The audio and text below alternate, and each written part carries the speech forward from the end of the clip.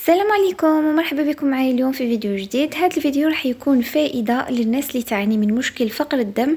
موضوع اليوم هو فوائد عشبة الفوة لفقر الدم. اولا راح نعرفوا ما هي عشبة الفوة، متى بدأ الاستخدام هذه العشبة، ونديروا فوائد ما هي فوائد العشبة هذه، وكذلك راح ندير لكم هي الخطورات تاع هذه العشبة، وكذلك راح نقول لكم شكون هما الاشخاص الغير معنيين بهذه العشبة، يعني لا ينصح ان يستهلكوا هذه العشبة. وفي الاخير راح نوري لكم فيديو شرح بسيط كيفاش يعني تتناولي هذه العشبة، كيفاش تستخدميها، كيفية تحضير العشبة. اذا بقاي معايا في الفيديو وما تخرجيش، لأنه الفقرة الأهم هي في آخر الفيديو، واللي هي كيفاش تتناولي هذه العشبة، يعني كيفية الاستعمال والوقت تاعها وكل شيء. إذا بلا ما نطول عليكم نبدو في الشرح تاعنا. أولا الفوة هي عشبة عادية لها رائحة طيبة ولكن طعمها مر. تنمو في منطقة البحر الأبيض المتوسط في فصل الصيف. أروح نهضروا شوية منذ متى بدأ استخدام هذه العشبة.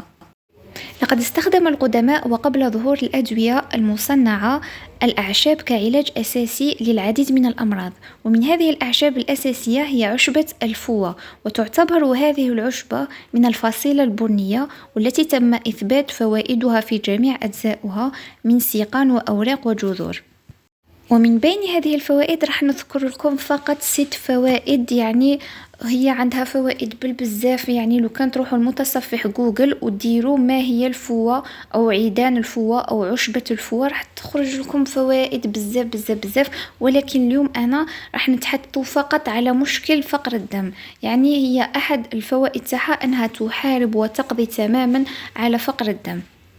إذا نكملوا. ومن بين هذه الفوائد تحتوي عشبة الفوة على مركبات الفلافونويد، والذي من شأنه أن يخفف من أعراض دخول المرأة في سن اليأس. ثانيا يساعد في علاج مشاكل فقر الدم، هذه ديروا لي عليها سطرين. ثالثا المساعدة المداومة على هذه العشبة، المداومة على تناول هذه العشبة وشربها يقضي تماما على الأنيميا. رابعا يعمل على التقليل من نسبة الكوليسترول ومقاومة الأنسولين في الجسم، يعني اللي فيهم المرض السكري يقدروا يتناولوها. خامسا تنقي الجسم من السموم والميكروبات، وبالتالي تقيه وتحميه من الإصابات بالالتهابات الفيروسية. هذه تاني ذكروا ذكروا هذه الفائدة لأني راح نرجع لها. سادسا وأخيرا تعمل على تحسين من أداء الكلى إلى آخره. يعني عندها فوائد بالبزاف، أنا ذكرت لكم الفوائد المهمة فقط. وبعد ما تعرفنا على الفوائد تاع الفوة، أروح نقول لكم طريقة شرب الفوة.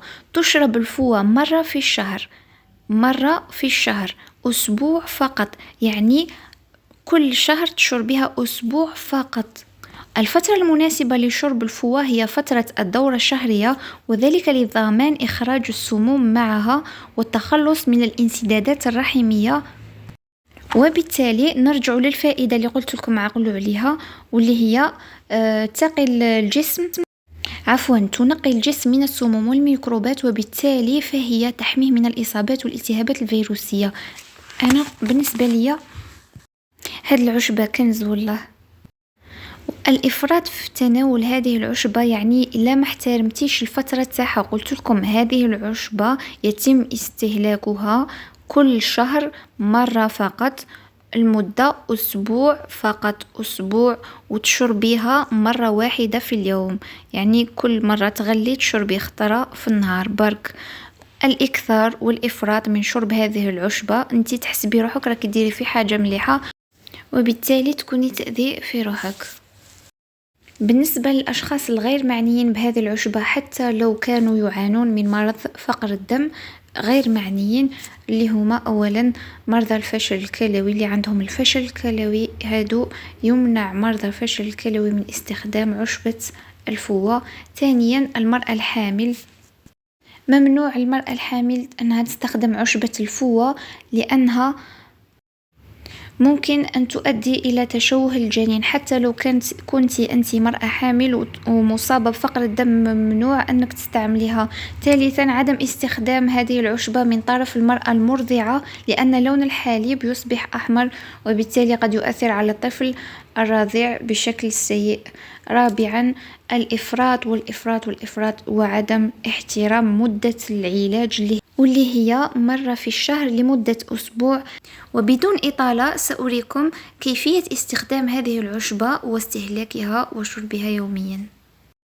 تابعوا معي طريقة لأنها سهلة جدا، إذن تابعوا معي الفيديو الأخير. أولا نحضر كأس عادي تاع الماء، سعته 240 مليلتر. بما أننا نحتاج نشرب كاس واحد في النهار، لذلك نحضروا الكمية على حساب كأس بلا ما نضيعه. إذا نديروه في إناء ونشعلوا عليه ونخلوا الماء تاعنا حتى يغلي. ومن بعد نجيبوا العشبة تاعنا. ها هو عود تاع الفوة، هذه عيدان تاع الفوة تجي طويلة. احنا نحكموا فقط قطعة صغيرة كما راكم تشوفوا، لأن الكمية كأس فقط. هنا عندما نلاحظ غليان الماء تاعنا نطفو على الغاز، لا عفوا نديروا القطعة تاعنا، نضع القطعة نخلوها تغلي هكا حوالي دقيقتين حتى 3، ومن بعد نطفئ الغاز، ومن بعد نغطوها بصحن تاع فخار ونخلوها لمدة 15 حتى 20 دقيقة. هنا نبعدوها على النار. وهذه هي.